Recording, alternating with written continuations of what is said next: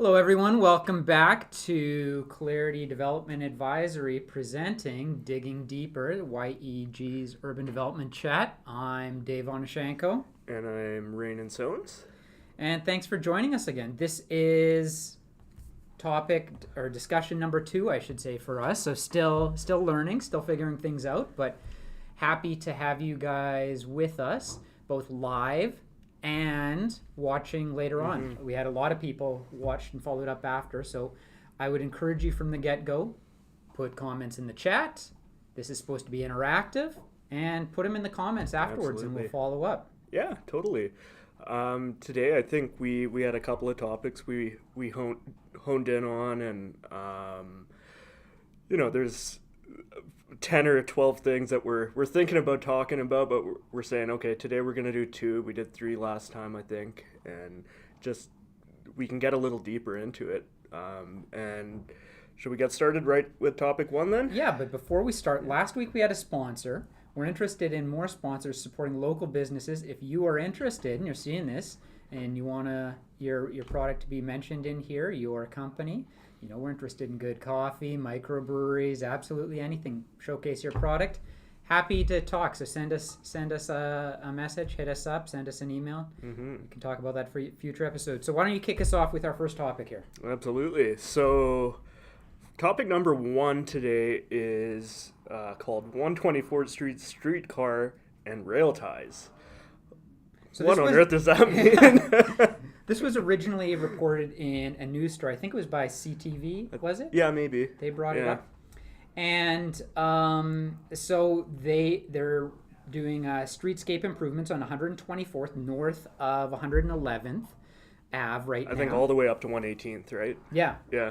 And so full base and everything. So it isn't just skimming the asphalt, right? They're ripping it up and all the way down to, that gravel base. And they pulled up these old rail ties, like the creosote soaked rail ties. I don't know if they were soaked in creosote at the time, but rail ties. And they were likely part of the Edmonton Radial Railway, a streetcar service that ran from 08, I was going to say 2008, 1908 to the early 50s, 51. Yeah. So super cool. This is, some of the original streetcar suburbs, as they're called in kind of the planning circles, right? Where you would have both paid for by the developer sometimes to extend a streetcar out to your new development area. It's an amenity, right? Yeah. And the streetcar was part of the original transportation services in the area. Absolutely. Yeah. I mean, we can see the location of where some of those lines would have been, I think we've got 50, a picture that we 70 years ago. Too. Oh, do we? Yeah, there you go. You can see the location. You can see 124th Street there, and it turns and turns into Jasper Avenue. Yeah. You've got, I believe, 118th. So that's Avenue the red lines, well. not the boundary of the city, but the internal red lines.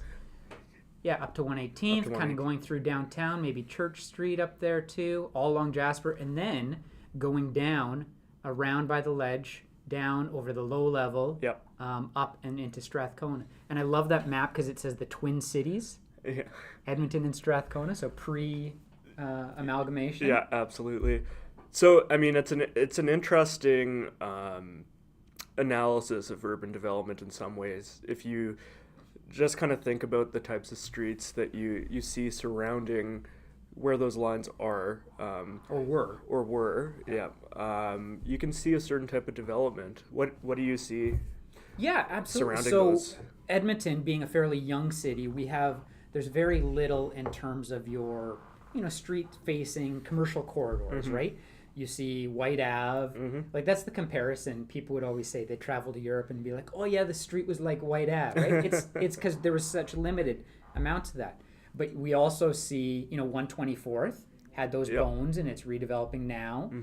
You see pockets of that in some areas. So in the Highlands, I'm not sure if it went all the way out there, but other areas as well. So that's one big component about it. And the other would be, just the way the age of those neighborhoods. You can see, so 124th is a great example. 123rd and there's historic homes 122nd, not as much. Yep. And then 2 blocks to the west as well. You can see kind of how some of the age of it, they developed a couple blocks out from that streetcar line, and then the rest of the neighborhood took many years to develop, right? Absolutely. Yeah, I mean, the interesting thing today is that we're obviously moving back to a quasi streetcar model with Valley Line West, and it's funny. We talk about it like, oh, this big new LRT project, and it's going to facilitate development around station areas and everything else. We've actually had this type of development in the past, and we kind of changed our mode of doing things as we moved towards a little bit more car culture, if you will.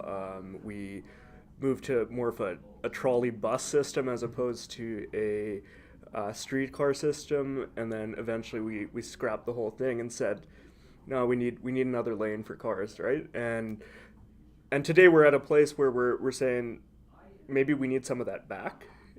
Yeah, it's interesting. There's a bit of both happening. I mean, it's a transition in terms of what does multimodal mean, and where is it important? Where do you create this, right? And so, yeah, Valley Line LRT is going to be interesting because we haven't seen transit like that in Edmonton.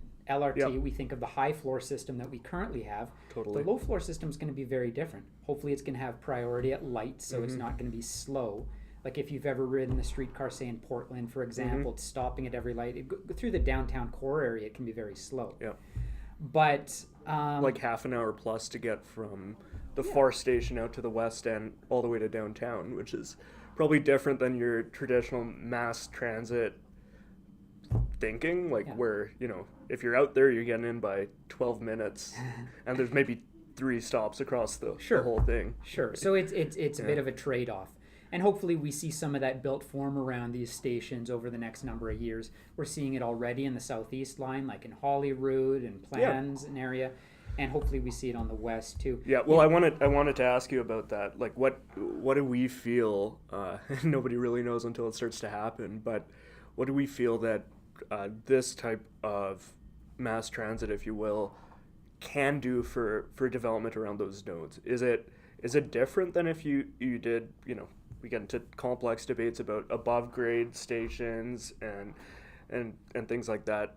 Is there a difference here? I mean, I think so. One thing that comes up a lot of times with rail transit, and this is why streetcars work well too. So there's a permanency seen by your average resident. They know those lines are there. They know where the lines are going.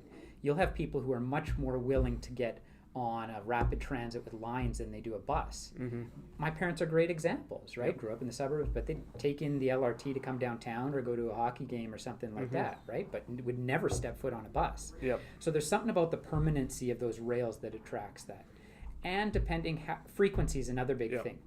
If you don't have to look at a schedule and you can just walk to a station and know you're going to catch it, and that transition is often between that 15-minute to 10-minute frequency.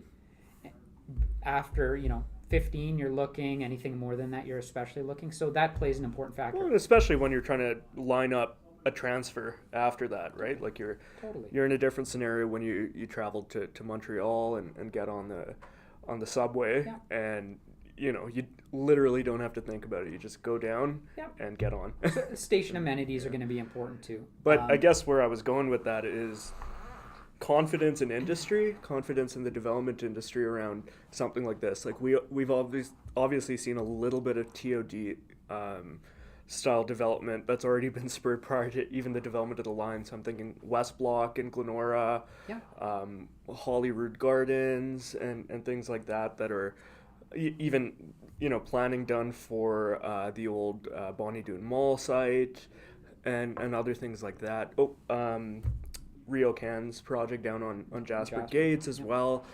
So that's an example of some larger sites with some institutional investors and property holders too. But I think you'll start to see it, and there has been interest. We've talked to a lot of realtors and stuff who are interested in purchasing, single family lots and converting it into townhouses, duplexes, legal suites, garden suites, all these things in close proximity to some of these stops.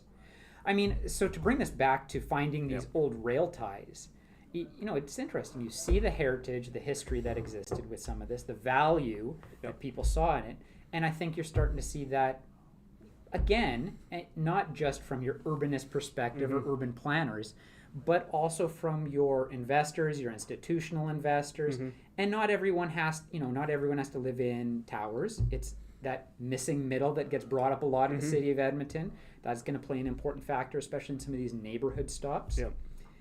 It's interesting. One thing when we were going to talk about this that I wanted to say was the city did a streetcar study. They had hired Stantec to do this. I want to say 2008, 2009.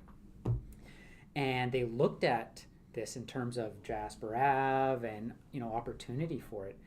Ultimately, they decided to move away from a streetcar and we're heading in kind of more the LRT direction. Why was that? Well, it's a good question. I'm not privy to it necessarily, but they had commissioned private industry to look into it, and I think there's a couple individuals that could probably speak to that. But it's an idea that was scoped because one, there's other municipalities across North America that are actively doing it and have. So it'll be interesting to see how the LRT maybe reflects, this low floor LRT reflects a bit of both of that. Well, and you get interesting built form around these types of pieces of infrastructure, I guess. Some of it is spurred by that infrastructure, and some of it is spurred based on a variety of other factors. So today, like you're going in and putting effectively streetcars in some areas that would have previously been serviced by something like that. And there's this potential sort of inflection point of new development change that happens, and a ton of in the general community, people not being comfortable, people not knowing what this is. We haven't had something like this for 70 years, I'm gonna say. So, I mean, like anything, like land use change is hard. I think this is going to be a big positive for the city, and especially connecting areas of the city that haven't had this, all the way up to Lewis Estates, down to Millwoods Town Center on this single line, but areas that have been looking for rapid transit for a long time.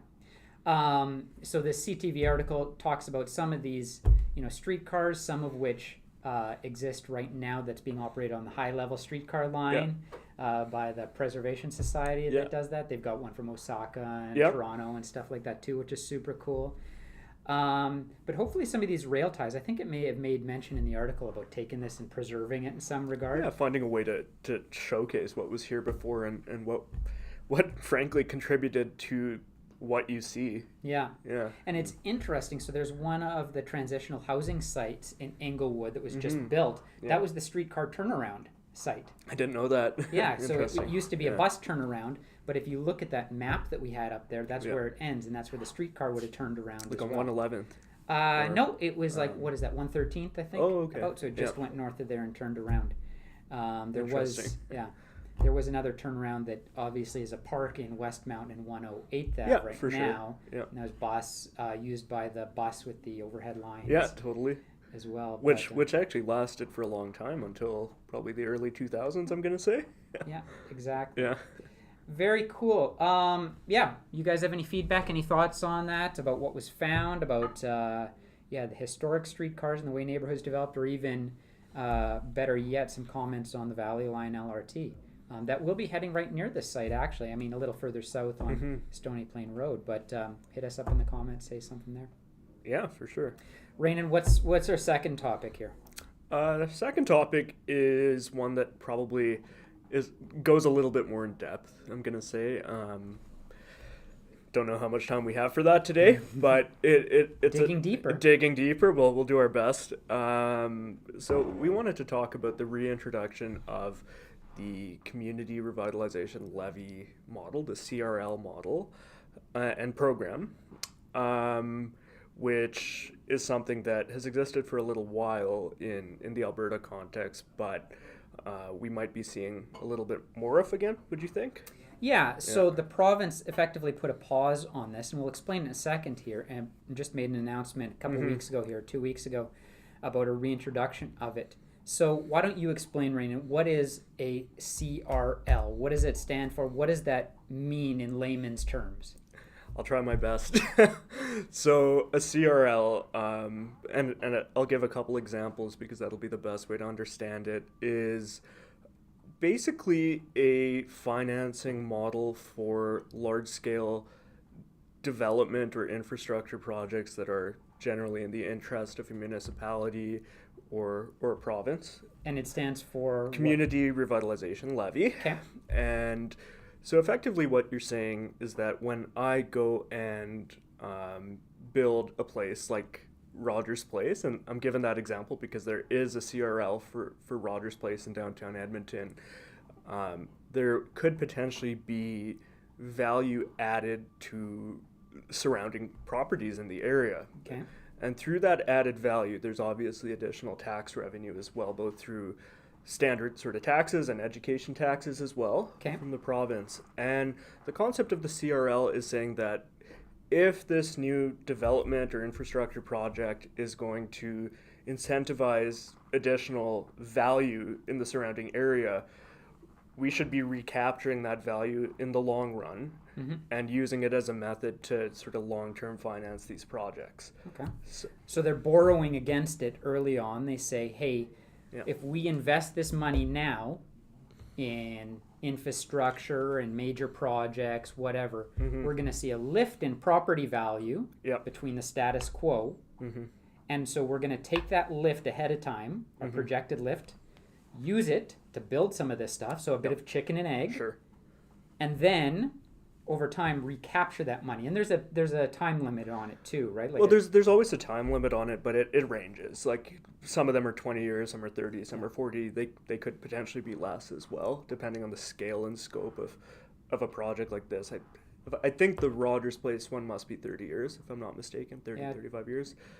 25, 30, I'm not sure. Something like that. But so to dive on that a bit deeper, it was the downtown CRL because it expanded over a big area, everything from park space, infrastructure upgrade throughout the downtown. So it wasn't just there. But they were able to use it for a variety of projects that helped contribute it. The Rogers Place was a component of that. It was a component, that's correct. But they threw kind of a big net down. Yeah. Another example, I mean, there's 3 examples in Edmonton, is the quarters. Sure. So east of downtown, you may have seen a bunch of infrastructure improvement in the roadways and some park space and all that. And again, kind of build it and they will come. Yep. So they've put in the infrastructure. There's been a bit of development. They're hoping for some more. There are some complications there that we can talk about too, about maybe why that hasn't happened.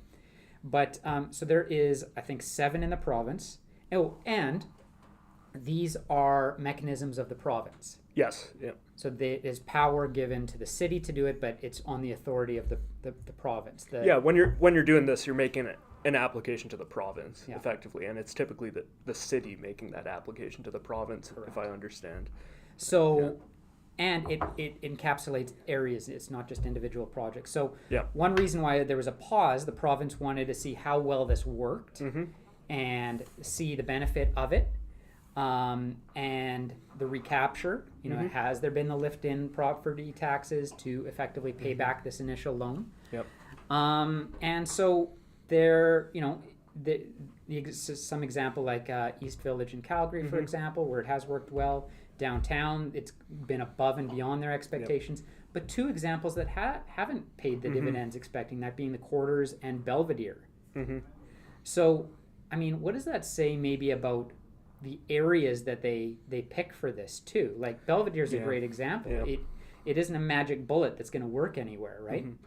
And I mean, when you're looking at any sort of financing model for development or infrastructure, anything like that, the first thing that any person who's well versed in this will talk about is typically risk. And the same goes for a CRL. Like we're talking about, it's a provincial program, but at the end of the day, if you're choosing to add a CRL to an area that frankly isn't going to get the redevelopment you're thinking of, or the project that you're talking about doesn't necessarily revitalize the community around the area, you're maybe not going to recapture that value.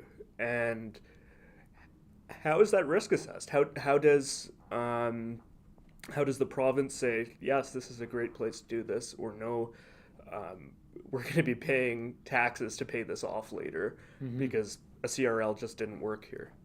Yeah, and this is where I would say inclusion of the private industry early on is important. Where you go to private industry partners, if the city's initiating this and say, hey, we're planning on doing this in this area, let's say the quarters, for example. Yeah. If we put in this infrastructure, is there interest? The city may own some land, the rest is private, but gauge that interest, gauge what that dollar value is that makes sense to develop in the area too. Belvedere is a great example. The city took over a whole bunch of land, put in the infrastructure, and the interest hasn't been there. I mean, there's one or two projects that have stalled repeatedly over time. Did the city engage private industry early on to say, if we build this, will you come, and what will it take for you to come, right? What are some of those conditions? So I think having private industry, having developers at the table early on is important. And specifically landowners in the area. 100%. Yeah. But even those landowners, are those landowners developers too? Because some may say, oh, this is great. I'm going to see a lift in the value of my property. And then they're expecting this top dollar. Yep. But then any developer comes and says, look, there's still risk. This is still an area that had some issues before. This makes it more attractive, but I can't pay you, private landowner, what you expect to get out of this. And then there's a bit of a stalemate. And that's one of the questions that I've heard with, the quarters, right? Where there's been some upzone land and people expect this, but the reality is it's still, what developers are willing to pay is a lot less. So the crux of this is that a CRL in itself doesn't facilitate anything. It's just simply a financing model. It helps you get that initial project in the ground and going. Itself, it doesn't do anything other than recapture. It recaptures that tax increase, basically. It is the characteristics of that area that matter, the characteristics of whatever that major piece of infrastructure you're putting in. Sure. That's what really matters, and being able to analyze that and its impact ahead of time is probably part of the key to the question. Now, how do you do that, and how do you really, it's a risk management question, and it's a urban analysis question, and it's an economics question. I don't know. I don't really know what the answer to getting that right is. Any thoughts? Well, it is. Part of the problem too, in my opinion, is this is a tool that the province is the granting authority on. They haven't passed on this taxation power, this financing mechanism to the municipalities to make their own decisions. Yeah. Municipalities are creations of the province, and until there's taxation power and something passed on to the municipalities, like a big city charter or whatever, that may be difficult. But the scope of these are much larger. And if we look south of the border to the U.S., I talked a bit about this on the podcast with IDEA recently, that a huge amount of projects and redevelopment projects and things like this are reliant on forms of public funding or creative funding mechanisms to be viable. And so if this could be shrunk down to say it's one building of historic significance, say it is one city block that the city sees value in, whatever it is, that there's a mechanism that you don't have to go to the province with your hands out and it's a long process every time, but say we see value in this project, we're going to pay for, maybe it's the infrastructure pipes in the ground to make that project work. Maybe it's streetscaping improvements. Yeah, maybe as a topical item in the Alberta context, maybe it's some fire hydrants to go with your development. Exactly. But the idea being that where barriers exist, that the city could say, it works for this project, we're going to preemptively do this because we know when this gets built, we're going to see this much of a lift in property tax and it'll pay this back. But without this, you have the city acknowledging, you've got independent assessment acknowledging, and you have a developer acknowledging saying, this can't go ahead if we don't do this. Yeah. We faced this on an industrial project recently, and that was municipal reserve contributions, right? Yeah, totally. And cash in lieu, and it said this project's going to sit stale in perpetuity because it can't be paid for the entire site. So how does that relate then? I think you might be kind of going down this road a little. Tax increment financing. the TIF model that you hear about in the US a whole lot more. Sure. Is that similar to the CRL model? How does it relate? Yeah, it can be. I mean, the other thing too is like we talked about, or I did on the Idea podcast too, about even recapture through localized sales tax too. That can be specific, like granular, all the way down to specific projects. Right. So you pay 0.05% sales tax when you're shopping in this district because of the public funds that were borrowed ahead of time. Maybe it's for a 25-year window or whatever. Or it could be even down to an individual building. So yeah, tax increment financing, CRL, localized sales tax initiatives, borrowing against historical designation and using that as a lending tool that you can sell in the financial markets too, and borrow against. There's a lot of creative options for unlocking development potential. CRLs are part of that, but I think we need to be able to explore more, and that's a conversation with the city and the province though, to be able to do that, I think. Yeah, I would agree. Again, it's these are not necessarily the types of programs that inherently spur development, but they can help, right? They can help along the way. So when we're talking about the downtown CRL in relation to Ice District and Rogers Place, I mean that's financing over $200 million of that development over time, and as far as I know, it like the return has been far exceeding what's necessary, and so you're able to take those like the cash that's coming back from that effectively and use it in other projects. Use it for pedestrianization around close to Chinatown there with the Station Lines project. Like that's one of them. They're using it for the underground pedway there as well, and I think potentially even the new sort of pedestrian bike outlook right by the Hotel McDonald. I think that's also partially financed by that. And it is. So I mean, you can recapture value in that way and ensure that benefits are localized based on certain areas. I think a lot of times in municipal finance, you can get into this scenario where certain areas are generating benefit to the city, so your main streets, but those benefits are not recaptured and brought back to that area. They're spread thin across the whole city. And maybe this is one of those ways of really focusing attention into particular areas. It's a great idea. I think there's more conversations that need to be had. I'm glad the province is bringing that back, but I think it can be done better. I think there's more that we can move towards to help encourage development, redevelopment of areas, and investing particularly in our public infrastructure. That it isn't just for the benefit of one project, but for the benefit of the city, for the community at large. Absolutely. If anybody has any comments, feel free to chime in. We'd be happy to respond to any questions or bring something up that you're interested in hearing about as well. Yeah. So feel free, leave comments, add comments in the chat if you're watching live. And we want to hear from you. I mean, as we had said before, if you subscribe to our channel, you'll get notifications whenever we post new videos or have a live stream coming up. And we post about it on our social media, on Instagram and stuff as well. Yeah, I mean, our goal here is just to have some fun and chat about things we're all interested in with like-minded people. So we're going to have a variety more topics over the coming weeks.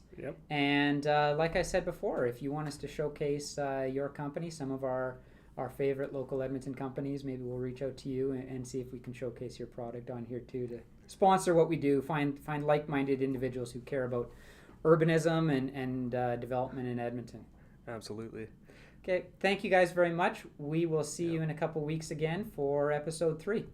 Thanks, everyone.